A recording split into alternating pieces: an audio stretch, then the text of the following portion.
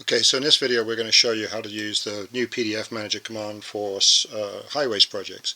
So we're going to start off by picking an alignment, and this came to us in an land XML file, or we've typed it in, and that gives us the initial starting point.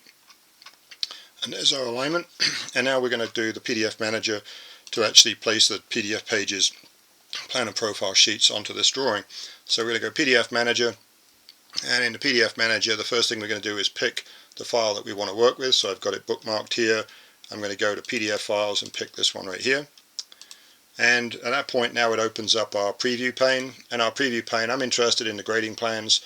And you can see here we picked out all the bookmarks from the original PDF, and we tell you which pages they belong to. And then you can see down at the bottom we've got the page names that came out of the PDF, and we've constructed sheet titles based on the page number, the sheet title, and the information that's been provided. Now if you don't like the names up here, or you don't like the names up here, down here, or you find that the page ranges are wrong for some reason, you can go in and edit these, or you can delete them, and you can add your own in here if you want to. In this case we're going to be working with the grading plans, so we're looking here for the plan and profile sheets, which is F, and you can see here it says those sheets go from page 34 to 83. If we want to just proof that, make sure it's correct, we can say synchronize selection and then scroll down over here to page 34, and that first page should be the first page which is correct on that alignment. Now if we want to preview this data, we can minimize this and we can see this screen. If we want to zoom in on this, we can zoom in using these options right here to make the scale, and then once we've zoomed in we can then use the pan functionality to move around and preview what we're looking at. When we're happy with this, we can go back to 1. In here we can tell it we're interested in looking at all pages, which is every page in the PDF, or we can just put a filter on this and pick, for instance, the plan and profile sheets, and then it will show me the list of plan and profile sheets according to the group that I've already set, and that's the first sheet we're looking at, and we can take a look at each of the individual sheets in here as we go. So I'm going to go back to sheet number 1. Now this point here you can also step through the sheets using this slider bar, so you can slide all the way down to this sheet, for example, and then look at it, and then you can step down the sheet list, and if you hold the down arrow key on your keyboard it will step down or step up through the sheets, and you can see it's loading. This is a 1000 or 350 sheet or 250 sheet PDF file. It's loading it very quickly and allowing you to navigate and move around nicely. Having done this, you can say close, and now you're into georeference mode. So the first thing we're going to do is work with the plan and profile sheets from this PDF plan set. You can add more plan sets if you want to the project, and then you can say which page do you want to georeference. So we're going to pick page 1, and it automatically places it out of the way of the project to the lower left corner of your project. So we can zoom in on it here, and now we can decide how we want to place this PDF. So we're going to use the alignment based method in this case, and the alignment based method asks us to pick the alignment, and once we've picked the alignment here we can now start georeferencing it. So in the first case we're going to pick this point right here, but this point doesn't have a snap point. So this is where we've implemented the COGO snaps, like middle of point to point, so we can pick the middle of these 2 points, and then we can use the tab key and type in 61800. So no need to go to the graphics to go find that location.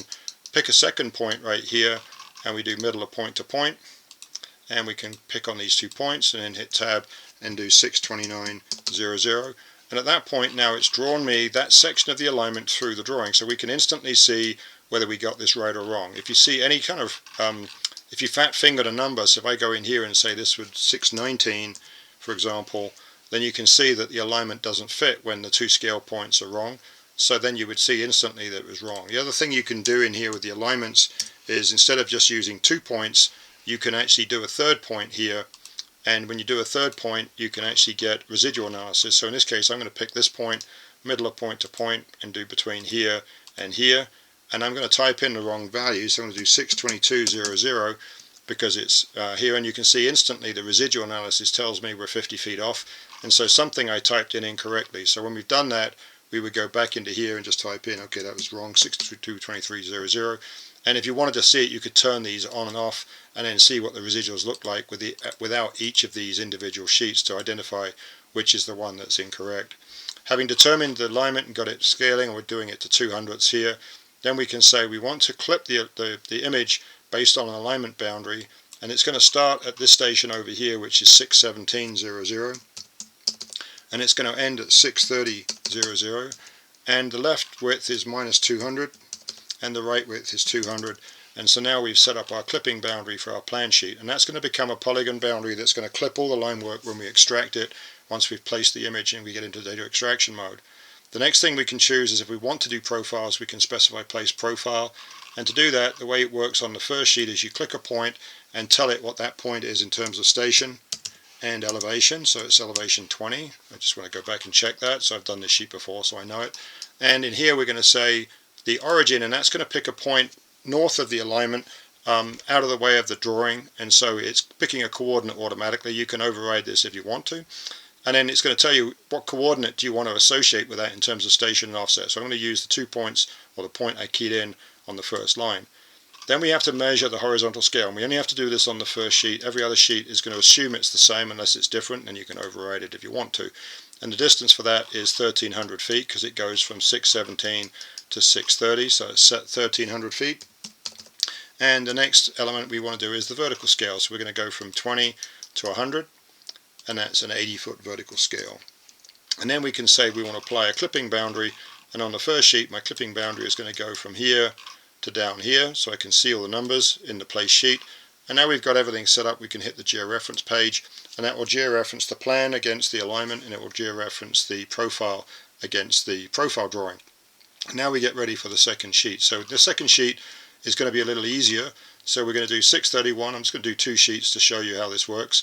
Middle of point to point, right click, middle of point to point there, and then just pick the 2 endpoints here and here, tab, middle of point to point, there to there, and then I want to say that's 631.00, and then the next point we're going to do is the other end of the alignment here, right click, middle of point to point, and do these 2 points, and tab, and then we'll do 641.00, and again we get our preview of the alignment. The left and right offsets are assumed to be the same, and the match lines are assumed to be the same length as the previous sheet. Now in this case it's 100 feet short of this one, so we're going to go 642.00, and now it's cropped it back. You can see it doesn't quite match, but that's because they skewed their match line for some reason, but in the plans it's not the case. When you extract the data we'll get a perfect match along these lines.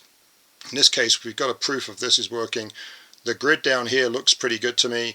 The only thing I need to change in here is the profile point to tell it which point on this alignment I want to use as my reference. So I'm going to say it's 632.00, and it's got an elevation of 20. And again, just check that, but it's 20 feet here. And then all we need to do is tell it the clipping boundary, and if the clipping boundary is pretty good, I just need to adjust the top point and adjust the bottom point here to pick up the data I need, and maybe I want to bring this in a little bit. So that's going to be my clipping boundary, and I hit georeference page, and that's the second sheet done. And now the third sheet loads, and you just continue this process through all of the sheets. And we've proven that this process is 57% faster than Trimble Business Center Standard on this same data set. And at the end of the day, that's just to get the plans with the image borders and the placement of the plan, and that included the profile, which TBC doesn't do. And on top of that, then when we get into the extraction stage, we can do all of the sheets in a single step with match line clipping and get all the data out in a few seconds, whereas TBC just can't do that at all, and that's hundreds of times more effective. So once we get through the clipping and the alignment of the sheets, if we take a look at what we happened here, we've done 2 sheets. You can see they're perfectly aligned. You can see the contours are matching across the match lines, and up here we can see the match lines are up here. And if we go to the north end of the job, we can find the profile drawings, and again we've created the profile drawings, and they're all edge matched and matching up nicely here. Once we've got through the placement phase, we can go to data extraction. And in data extraction we can say which pages we want to extract the data from, tell it which data types we want to extract. We're going to use the PDF layers, allocate our own colors, and put a prefix on this, PPS, for plan and profile sheets. And then we're going to say override the align weight to be 0.3 so I can see it on top of the PDFs, and go to the extract mode. At that point now it's pulling out the data for the profiles, and then it's pulling out the data for the plans as well for each pair of sheets here that we did. And you can see up here now we've got all the data for the profiles that's been extracted. Now we can join across the match lines and build our existing ground and our finished grade profile, and then use our copy to profile process to get that as 3D alignment data. And then down here we pulled out all the line work here for this, and you can see if we click on any of these lines, if I close out of here a second, if we click on these lines you can see this line terminates at the match line there, and this one terminates at the match line the opposite side. So when we want to come around to joining these up, what we can do is you can use the rock pile isolate layers function, which allows you to isolate the layers but still see the PDF data in the background. And then if we want to use the join functionality in our smart edit command, now we can use the join command, and we can say we want to join using the mean, just in case the endpoints are slightly mismatched for some reason. And then we can say we want to mismatch by 0.1 because it's pretty good data here. And at this point we can then say go to multiple mode, and at that point we can now just pick all these lines across this match line, and we can do the same thing over here. So pick all that line work that you want to match up across the match lines. I'll pick a few more lines here just in case there's some hanging around there and over here. And then we're going to just say hit the join button here, so hit the apply button. And at that point all those lines are getting joined together, and now we can close out of here, and now you should have your contours already set for joining and ready to go for building up your 3D model for your existing ground or your finished grade model, whatever the contours happen to represent. And when you're done, you want to isolate, and then you can isolate the next layer and do the same thing on that type of data as you process each layer.